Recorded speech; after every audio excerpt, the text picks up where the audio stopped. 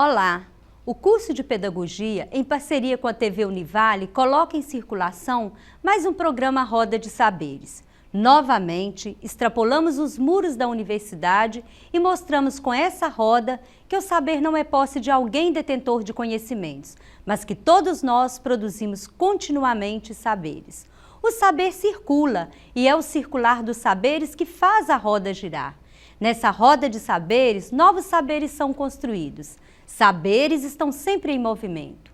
Na edição de hoje, a roda foi acolhida pela Escola Infantil Pato Donald.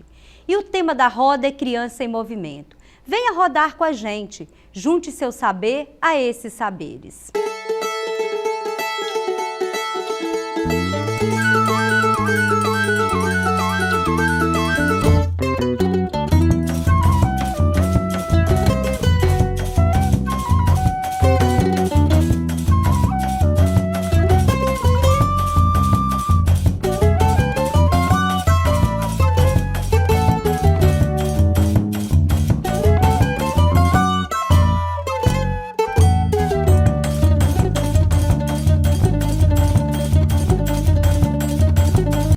Bom dia, gente. Quando a Flávia me convidou para estar aqui na Roda de Saberes hoje, né, falando sobre o tema, que é Movimento e a Criança, eu fiquei muito feliz, porque já há um bom tempo eu trabalho com o universo infantil, né? Na Univale eu estou entrando no 7º ano, porque eu tenho um projeto de extensão, sou professora no curso e atuo nesse projeto de extensão. É um projeto onde a gente leva práticas corporais às crianças dos bairros circunvizinhos à Univale. O tema da nossa roda hoje, ele é o objeto de estudo da educação física, né? E entender esse objeto de estudo é muito importante para a minha atuação na minha prática pedagógica. Historicamente, a educação física teve como objeto de estudo, logo no começo, o corpo humano. Isso era muito abrangente, né? Durante um período foi o movimento humano, é o movimento humano, e aí algumas correntes dão um trato a esse movimento. O movimentar-se, o movimento pelo movimento, o movimento entendido enquanto um processo histórico, o movimento entendido enquanto o sujeito no seu aspecto biológico. Isso precisa ser tratado aqui hoje, né? Qual a dimensão que eu vou entender esse movimentar-se? Ainda, a educação física na escola é entendida da seguinte maneira: o movimentar-se, e eu olho para o sujeito enquanto um ser biológico e fisiológico. Isso faz com que esse movimentar-se ele tenha um caráter extremamente reducionista. Esse processo, ele vive um processo de mudança, né? Hoje aqui em Valadares, com a inserção do curso de Educação Física, a gente percebe os nossos profissionais sendo formados. O curso de Educação Física, ele busca formar um profissional que entende esse movimentar-se enquanto um fenômeno histórico e cultural. Então isso vem mudando. A gente formou nossa primeira turma em 2005 e a gente já vê manifestações de práticas pedagógicas em escolas de maneira diferenciada. Quando a Flávia me convidou, eu fiquei muito apreensiva sobre a escolha do que eu vou falar, né? É do movimento, mas são tantas as questões que envolvem esse movimento que eu fiz a escolha da gente pensar da seguinte maneira: o movimento enquanto um fenômeno biológico e fisiológico e o movimento enquanto um fenômeno histórico-cultural. Para isso, a gente tem que pensar o sujeito. Esse sujeito em todos os seus aspectos. Se eu, professora, compreendo o sujeito enquanto um ser motor, provavelmente esse movimentar-se vai ser cobrado enquanto um ser motor. Historicamente, a educação física vem tratando o sujeito dessa maneira. A partir da década de 80, década de 90, o discurso ele vem mudando e, sem dúvida, que dentro de um processo histórico, esse processo ele vai demandar um tempo para que as práticas pedagógicas também se transformem na escola. Então, às vezes eu olho para os meus alunos na faculdade, alunos que já atuam na escola, e vejo uma angústia muito grande quando a gente leva esse conhecimento novo e ele fala, mas como é que isso vai ser aplicado? Não, isso é impossível ser aplicado na escola dessa maneira. Porque, historicamente, as práticas têm sido dessa maneira. A sala de aula é o local onde, aspectos cognitivos, afetivos, sociais estão sendo trabalhados. E fora da sala de aula, o professor de educação física é aquele que trabalha o aspecto motor. Isso é uma dicotomização, corpo e mente, que tanto o professor de educação física ele precisa compreender que não é assim, quanto o professor da sala de aula. A sala de aula não é o local onde o corpo sentado, calado e amordaçado aprende, Não necessariamente a criança calada, sentada, é a criança que está aprendendo. Da mesma forma, fora da sala de aula, num espaço como esse, não é o espaço onde o corpo, no seu aspecto motor, vai estar aprendendo. Então, isso precisa ser dito. E é uma conquista nossa na escola. É uma conquista do professor de educação física, é uma conquista, é um entender da escola, da educação física enquanto um conteúdo, um componente a ser trabalhado. A escola precisa escolher isso, Se ela não escolhe, enquanto uma área a ser desenvolvida, também vai ser difícil. Então, eu gostaria que a gente entendesse isso enquanto um processo. Essa palavra é tão utilizada por nós em sala de aula, nas escolas, Mas será que a gente compreende o que é essa palavra? Eu tenho uma percepção de que a gente tem uma angústia muito grande e os nossos alunos em formação, eu sou professora do estágio, e quando ele vai para o estágio, ou quando eu, professora, me formo e saio com meu diploma e tenho uma vaga em uma escola e vou começar a trabalhar, a gente tem uma visão muito cinematográfica e romântica de que tudo vai dar certo. E o que é dar certo, Eu falo muito isso com os meus estagiários. Difícil não é sinônimo de ruim, Fácil não é sinônimo de bom. Então eu vou para minha aula, eu planejo minha aula e eu vou entendendo que tudo vai acontecer da maneira como eu planejei. E se eu entendo que as relações elas são conflituosas e tensas, e essa palavra pra gente, ela tem um aspecto difícil, ruim, pesado, conflito, tensão. Se eu entendo que a minha aula ela vai ser algo conflituoso e tenso, porque somos pessoas diferentes, eu vou entender essa palavrinha chamada processo. Então eu queria citar alguns exemplos aqui para a gente entender essas dimensões, Quando eu escolho um conteúdo chamado capoeira, tem uns motivos pelos quais eu escolho esse conteúdo a ser tratado no projeto, a ser tratado aqui nessa escola. Inicialmente, a gente precisa se relacionar com o grupo de pessoas que eu estou trabalhando. Lá no nosso projeto, a gente vai para o bairro. O que vocês fazem aqui na rua? Ah, tia, a gente brinca, a gente joga bola, a gente brinca de argolinha. No bairro Cir tem uma prática chamada argolinha. A gente joga capoeira. Ah, você joga capoeira? Já jogamos capoeira. O que vocês fazem na capoeira aqui? Ah, tia, capoeira, zum, zum, zum, capoeira mata um. E a capoeira mata, então? Ah, tia, capoeira também é para matar. Ali eu começo a entender essa prática corporal enquanto um fenômeno histórico-cultural. Já um outro diz e fala assim, não, tia, capoeira não é para matar, não. Meu irmão falou que a capoeira é uma coisa muito legal para a vida da gente. Outra leitura. Isso gera conflito, Tensão. Não é para matar, não. É para brincar, é para dançar.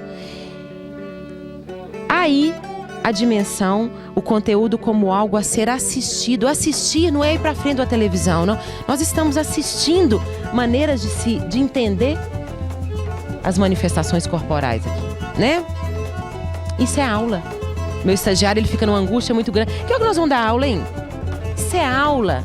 Eu preciso fazer essas leituras para que o conteúdo como algo a ser praticado seja também, seja elaborado e pensado para aquele grupo, né? E eles também começam a refletir. Professores e crianças passam a refletir. Nossa, capoeira é para matar, capoeira é para brincar, capoeira é para dançar ou capoeira é para jogar? Depois disso, a gente vai para outra dimensão. O conteúdo socialmente regulamentado. Então, como que a capoeira é socialmente regulamentada, né? A gente vai discutir isso. Então, a gente não necessariamente, por exemplo, eu não reúno competências. A minha formação na área da educação física não me faz reunir competências para dar uma aula de capoeira onde eu vou jogar mortal, fazer firu. Eu não sei fazer isso. Não sei fazer isso. Mas quando eu entendo que educar é possibilitar experiências e quando eu entendo que a criança, ela tem direito, ela vai na escola, ela tem direito a ter acesso a todos os conteúdos específicos da minha área, eu preciso levar aquele conteúdo. E aí, na hora em que a gente vai levar o conteúdo socialmente regulamentado, às vezes eu lanço mão de professores de capoeira que dominam o executar algumas práticas que eu não dou conta de fazer. Então, quando a gente foi tratar desse conteúdo lá no projeto, conteúdo como algo socialmente regulamentado, eu levei professores de capoeira. A gente fez uma roda. Como é que é uma roda de capoeira, gente? Conta aí pra gente, professor. Uma roda de capoeira é desse jeito. Ela tem o atabaque, o berimbau, né? Pra você entrar na roda. Ele contou para eles como isso é socialmente regulamentado. Aí, uma criança vira e fala assim: ô tia, mas para jogar capoeira precisa fazer desse jeito? Teve um professor que estava lá com a gente que respondeu que sim, para jogar capoeira precisava ser daquele jeito. Momentos depois, um estagiário, juntamente com as crianças, ele perguntou: gente, será que para jogar capoeira precisa ser daquele jeito, numa roda, onde a gente tem que fazer o AU, tem que fazer o mortal? Pegou 2 meninos e colocou assim: joga capoeira aí pra gente, como você sabe. Aí, os meninos jogaram. Aí um virou e falou assim: não precisa ser daquele jeito não, tio.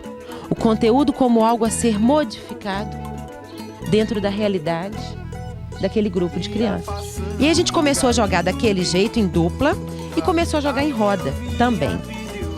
Na roda, algumas crianças nem na roda entravam. E aí fomos fazer leituras do porquê que aquele menino não entra na roda.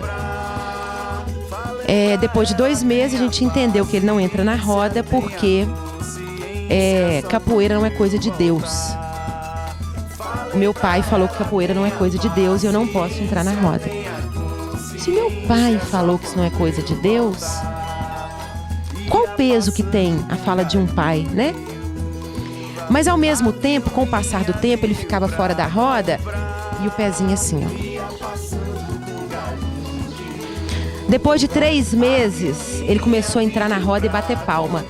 E precisava ser trabalhado também com o pai. Que aí nós temos um ponto positivo lá no projeto, que é a psicóloga. O meu projeto, ele não trabalha com a criança, ele trabalha também com a família. Então, quando a capoeira, por esse menino, foi entendida dessa maneira, e aí precisou... Se eu entendo que a educação é possibilitar experiências, e eu estou levando uma nova experiência, eu vou ter que dar um tempo para isso. Então, movimentar-se, dar aula de educação física, não é necessariamente o menino fazer AU e mortal numa aula de capoeira. Hoje ele tem, essa criança saiu do projeto com um novo entendimento e a família também com um novo entendimento, né? Não é que o deles era o errado. Isso nunca é tratado no projeto. Vocês estão entendendo a capoeira de uma maneira errada. Vamos pensar também dessa maneira, né? Eu queria citar um outro exemplo aqui de uma criança no meu projeto.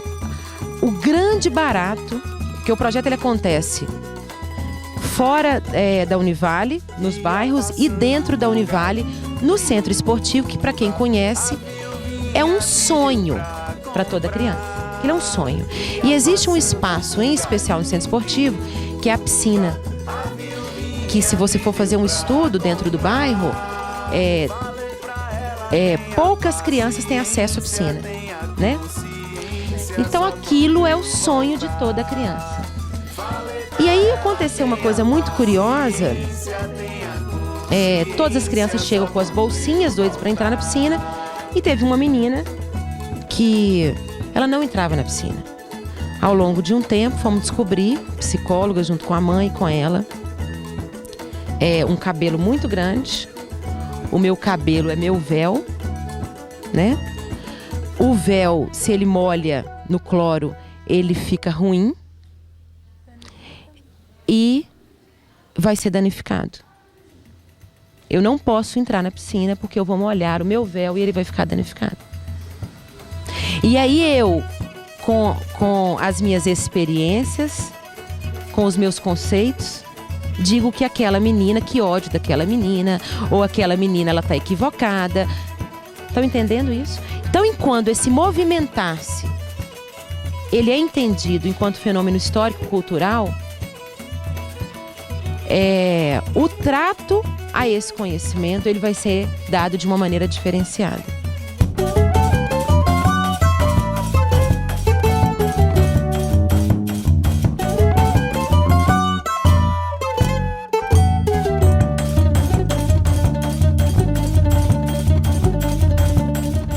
Eu fiquei assim muito atenta às palavras da Andréia quando ela disse assim, olha, o movimento é objeto da educação física, mas ele é objeto da pedagogia, né?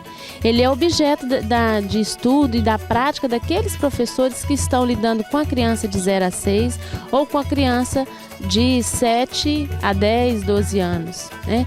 Então, a Andréia colocou assim, o modo como a educação física se apropria e conduz, então, esse objeto, né?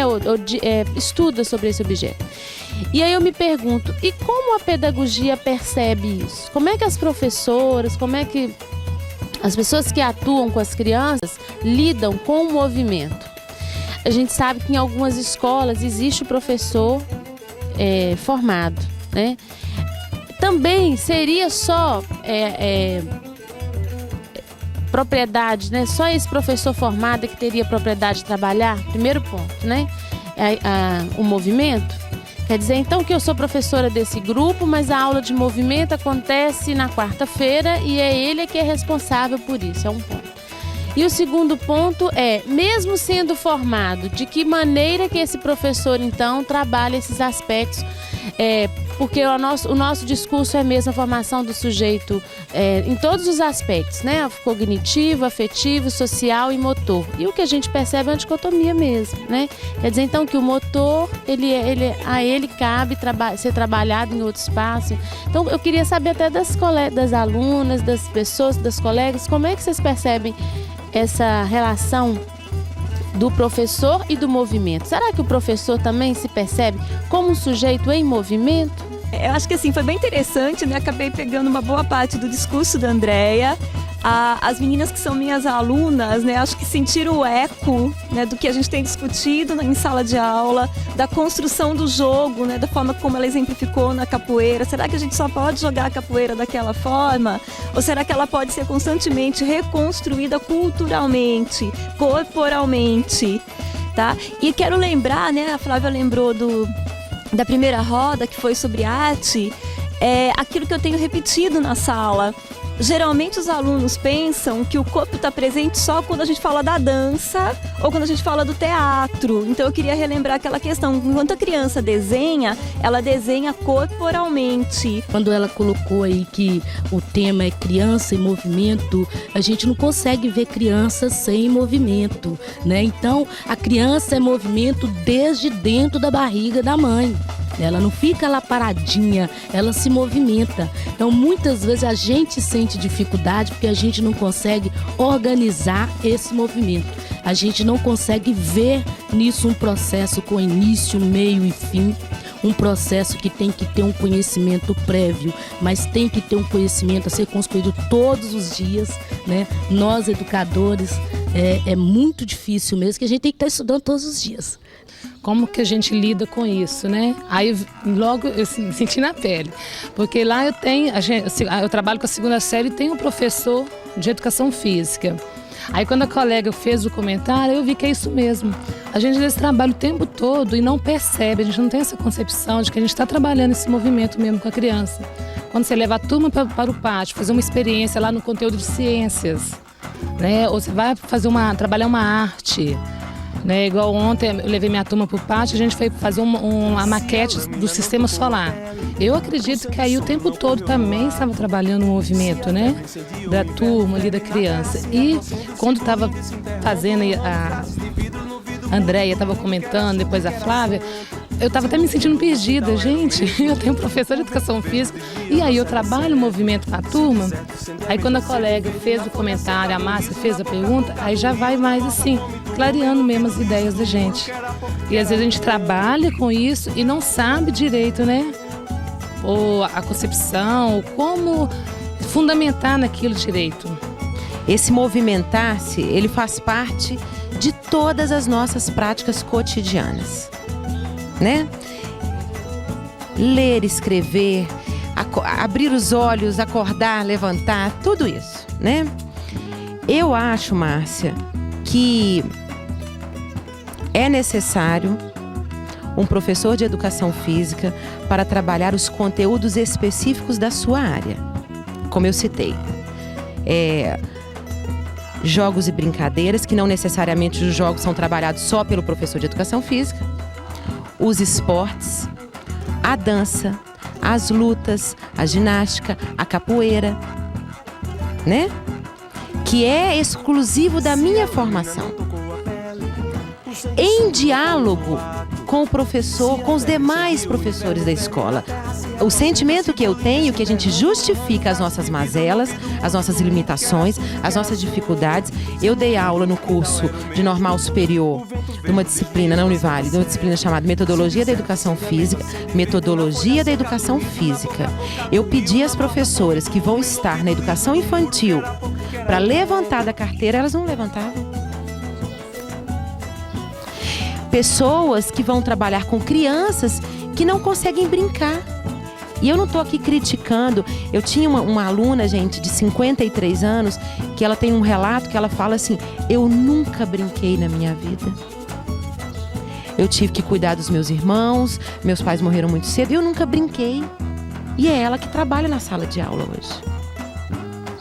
É exatamente essa discussão que a gente está querendo ter enquanto curso de pedagogia, né, curso normal superior, formação de professores para os anos iniciais e para educação infantil. Quando eu falo com você assim, a questão do professor trabalhar essas áreas, ela falou assim: Márcia, eu quero falar mais sobre isso.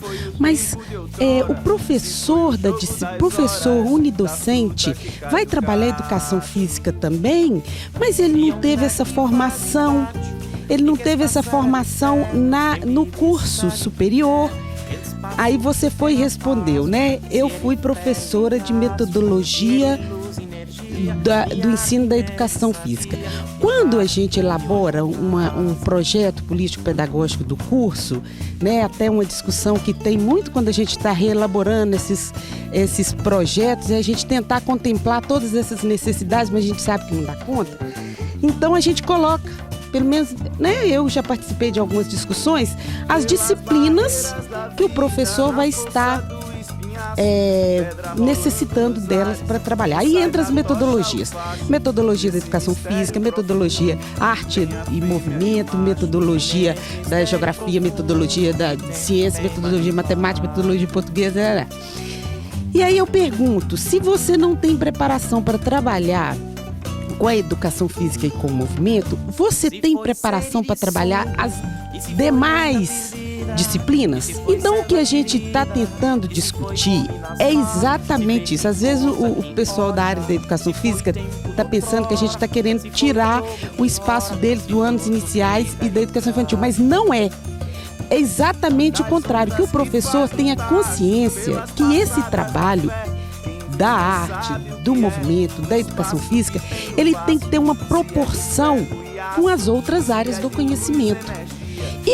E a sua formação para trabalhar, ela vai ser uma formação em serviço, vai ser uma formação continuada, essa sensibilidade.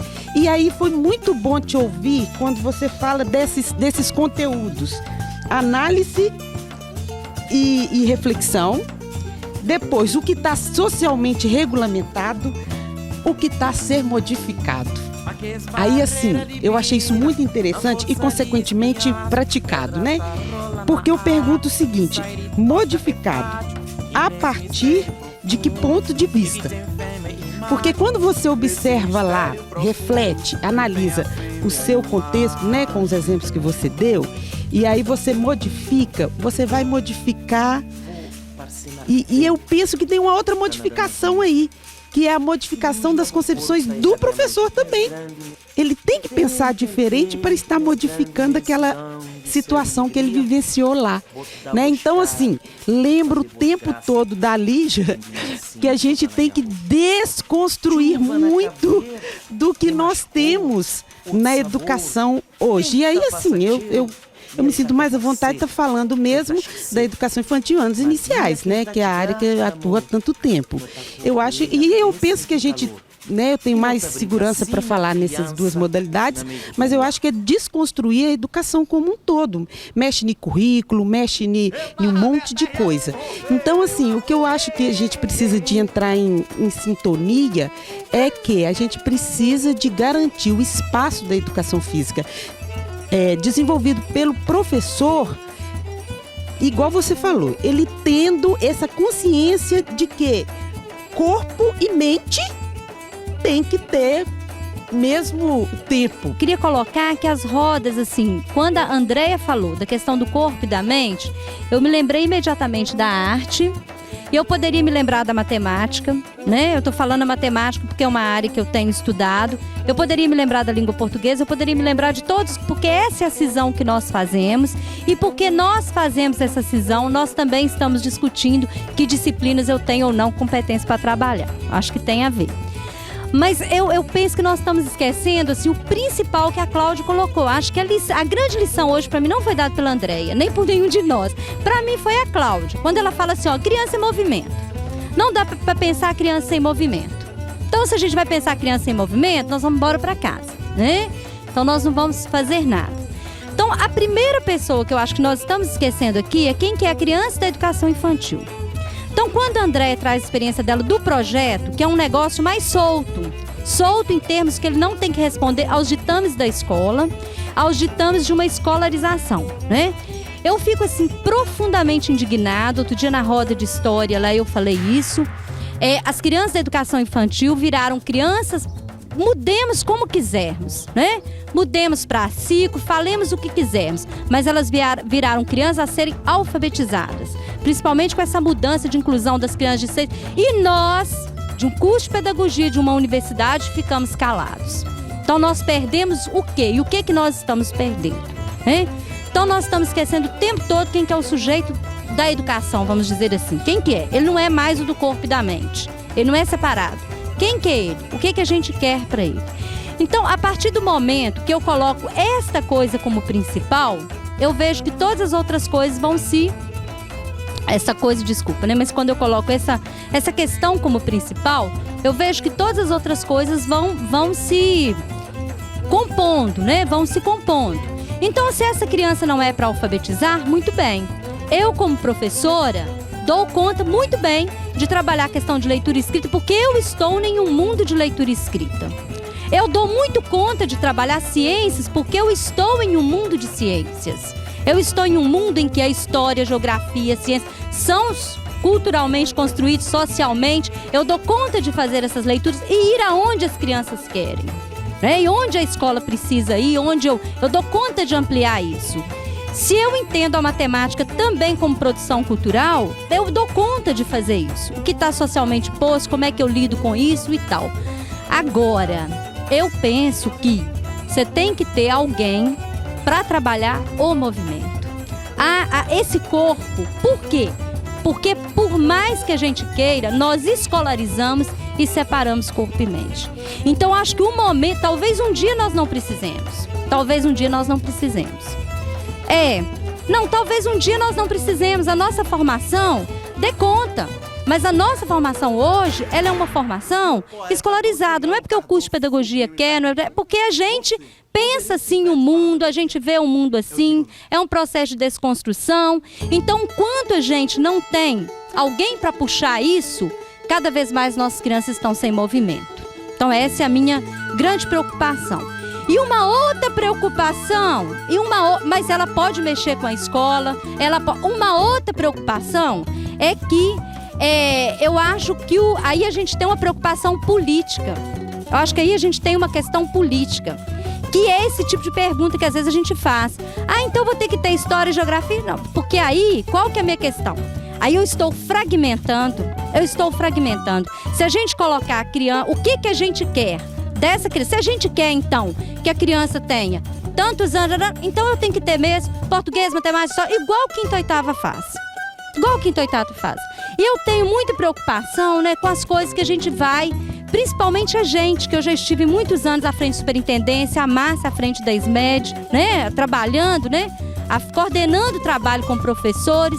Eu tenho muita preocupação quando a gente começa a ficar nesses embates e a gente tem que desconfiar sempre, que é o que a Márcia faz. O que está por trás dessa falácia de falar assim, então eu tenho que ter um outro professor, não é? O que está por trás?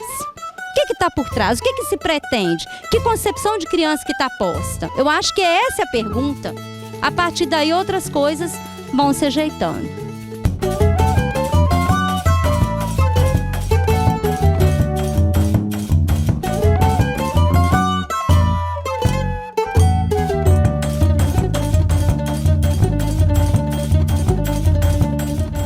Quais são as metodologias e as áreas de conhecimento que deveriam ser contempladas? E a educação física é uma delas. De igual importância com as outras áreas de conhecimento.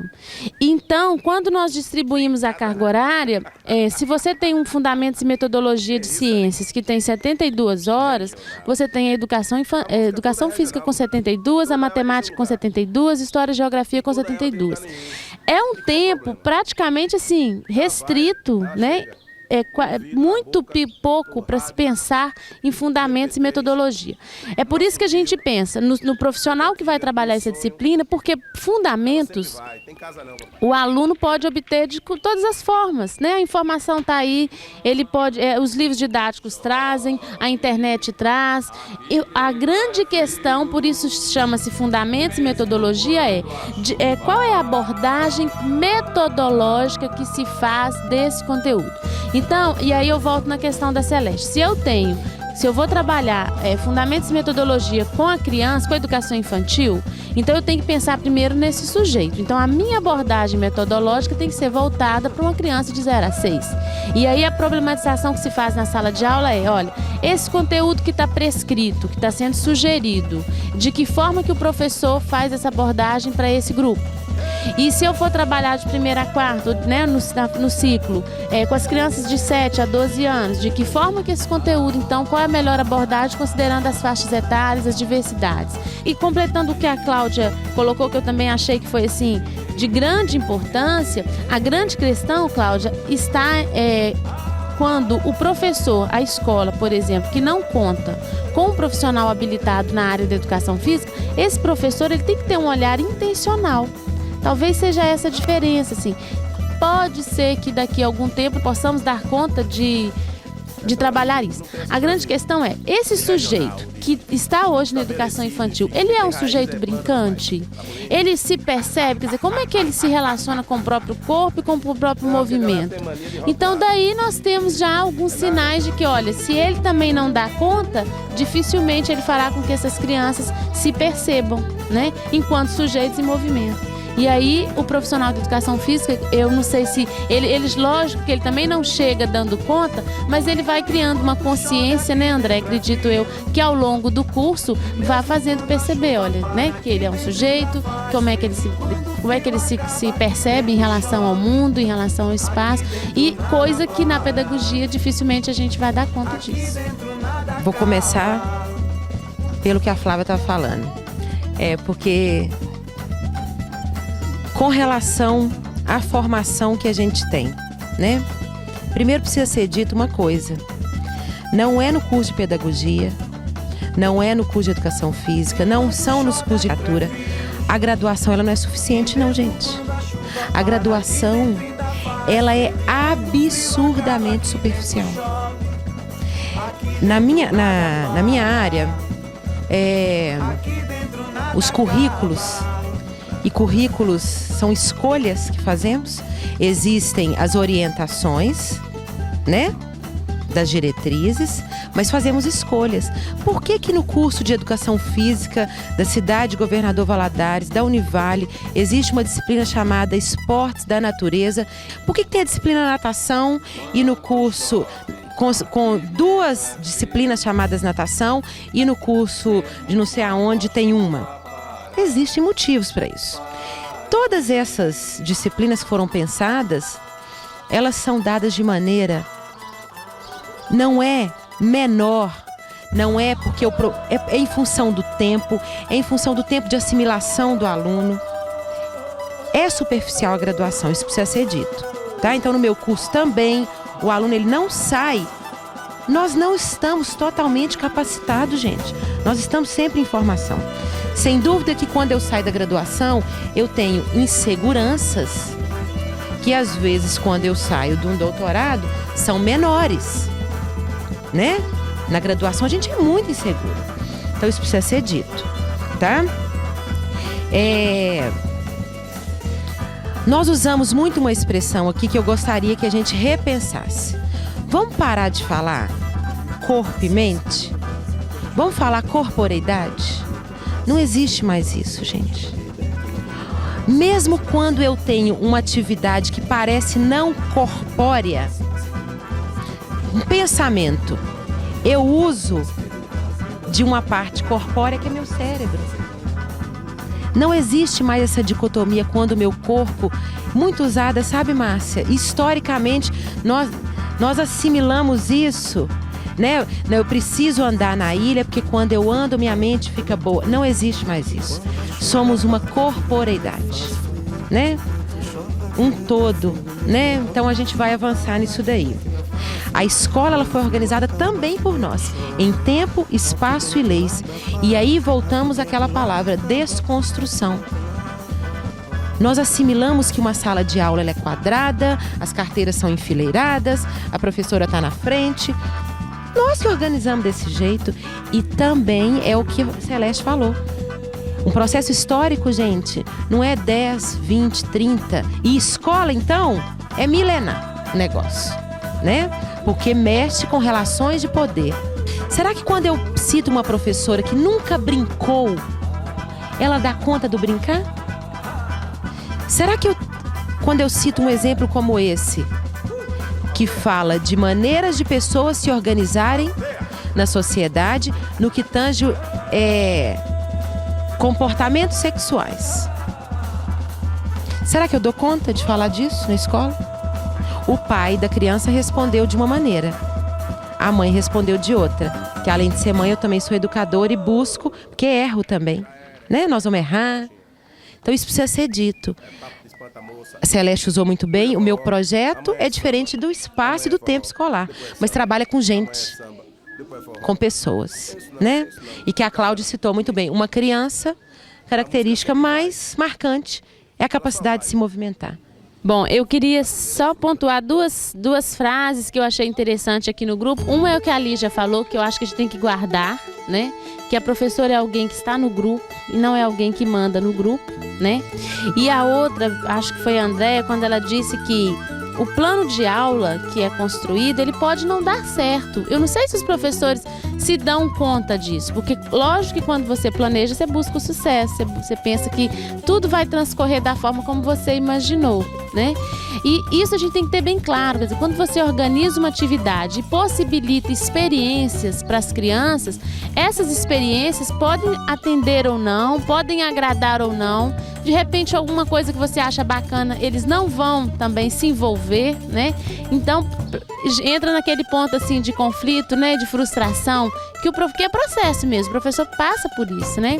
E a outra coisa que eu queria lembrar é que a experiência que a Andréia vivenciou com o banho de mangueira, ou que a professora, né, que você relatou, foi em outro espaço, mas eu já observei, por exemplo, crianças também participando do banho de mangueira, e me lembro que a cena que eles mais gostavam e se envolviam era justamente essa reprodução do nadar, quando eles se colocavam na condição de estar nadando no cimento, né? Porque a gente faz o banho de mangueira numa quadra e as crianças adoram. Quer dizer, naquele momento, não importa se tem piscina, se não tem. Importa que elas estão brincando, importa que elas estão ali, né? Se deixando levar pela atividade. Então, acho que é muito importante. E como que isso acaba sendo da própria criança mesmo? Eu acredito que precisamos ter o professor de educação física. Por quê? Porque, assim, a gente que está na faculdade, eu não conheço ainda, né, a prática, nunca trabalhei, mas a gente sente, né, um peso muito grande nessa questão de que o professor tem que dar conta de tudo, aquela responsabilidade. E a gente pode ser utopia, sabe? Eu vejo que está muito fora dessa realidade, mas eu acredito no trabalho em equipe. Eu acredito que se tratamos de situações psicológicas, precisamos de um psicólogo. Se tratamos das questões do corpo, lógico que eu, professor, eu tenho que ter esse conhecimento, porque eu estou ali dia a dia com aquele aluno e eu vou fazer esse trabalho conjunto. Então, assim, eu acho de extrema, né, importância fundamental o professor. Eu toda a minha vida eu ouvi falar muito em desconstrução, né? Esse termo, todas as vezes quando a gente fala em desconstrução, eu acho que dá uma frieza ali dentro, né? Porque quando a gente coloca para os colegas essa questão da desconstrução, a gente não, com certeza fica na nossa mente uma desconstrução com responsabilidade e principalmente o que a professora colocou, com conhecimento. Né? Mas não é um conhecimento eu já sei, é um conhecimento buscado todos os dias. Para finalizar, teriam muitas coisas a serem ditas, né? Inclusive, você acaba de falar, me vem uma questão à cabeça, que é o tempo da escola, né? Ele precisa ser repensado. Esses dias eu estava conversando com um colega que trabalha numa escola e trabalha com adolescente. A aula de educação física acontece dentro da escola, no horário, no turno escolar que o adolescente está. E adolescente fede. Já ouviu falar? Fede, gente. Fedeu. Da chulé, CC, né? E eles também estão namorando. Então, como querer que esse sujeito faça a aula, volte para a sala de aula, não tome banho? Isso tudo a gente não pensa, entendeu? É porque é o tempo da escola, tem que ser nesse tempo. Como é que é o tempo da escola? E é difícil mudar isso, né? Eu queria terminar dizendo uma coisa, Cláudia, que você falou e que você disse assim: eu, por exemplo, estou terminando meu tempo na escola porque eu estou com um problema nas cordas vocais, né? Você avaliou que em alguns aspectos está chegando o seu tempo. E isso chama responsabilidade, né? Responsabilidade, onde eu percebo que eu não dou mais conta, a minha contribuição para isso. O grande problema que eu acho é que escola é o lugar que pode tudo, né? Já vem mudando, graças a Deus isso vem mudando, mas escola é o lugar que pode tudo. E os professores, eles não se reconhecem. Então, se eu não dou conta de brincar, se é importante na educação física, eu não tenho condição de ser professor na educação infantil. Eu não tenho condição de ser professora na educação infantil, né? E a gente não se reconhece enquanto tal. E aí começa a justificar e a construir muros para dizer, não é porque não tem material, é porque a outra não quer trabalhar comigo. Fernandinha falou ali do trabalho. Fernanda, eu trabalho em equipe. Não, é porque a outra não quer, porque o outro é porque eu não dou conta, né? Então é se reconhecer enquanto tal e buscar estudar para na hora que, como que você chama? Adriana levou os meninos no pátio para trabalhar uma maquete, é eu saber justificar, porque eu estudei, naquele momento eu saí da sala de aula, esse aspecto foi desenvolvido por conta disso. Só quando a gente estuda que a gente dá conta de justificar. Às vezes, o sentimento que eu tenho é que nós temos excelentes professores na escola. Essa minha aluna, que eu contei que construiu esse projeto, ela não sabia justificar e demorou 1 ano para me conseguir que ela escrevesse um projeto, porque o primeiro momento ela escrevia aquela coisa mal arrumada que você via que era falta de estudo, entendeu? E aí eu voltava com ela, nossa André, mas que chatice, riscou essa palavra? Não, porque você não tá... Essa palavra aqui é uma palavra que abre brecha para isso, porque a gente não estuda, né? Então eu queria chamar atenção para isso. E terminar dizendo uma frase, que é uma frase do meu projeto, é a frase de um compositor que é do norte, né, de Minas, chama Taiguara. Hoje trago em meu corpo as marcas do meu tempo, né? Se somos o que somos hoje, é pelas... E os nossos corpos, eles carregam essas marcas. Se alguém... Se Márcia é absurdamente visceral na hora de falar e a outra já fica mais contida, é por conta das nossas experiências. E o que nós queremos para as nossas crianças, para os nossos alunos, né?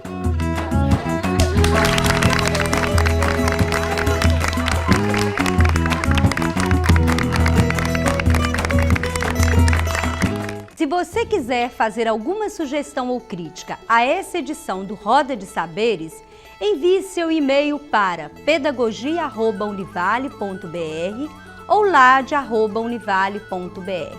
Você também pode assistir ao programa no site da TV Univale, tv.univale.br. Não deixe de assistir ao próximo programa Roda de Saberes, com o tema Compartilhando Experiências sobre a Alfabetização. Se você quiser acolher uma roda de saberes em sua escola, é só entrar em contato e não ficar parado, pois o conhecimento precisa circular.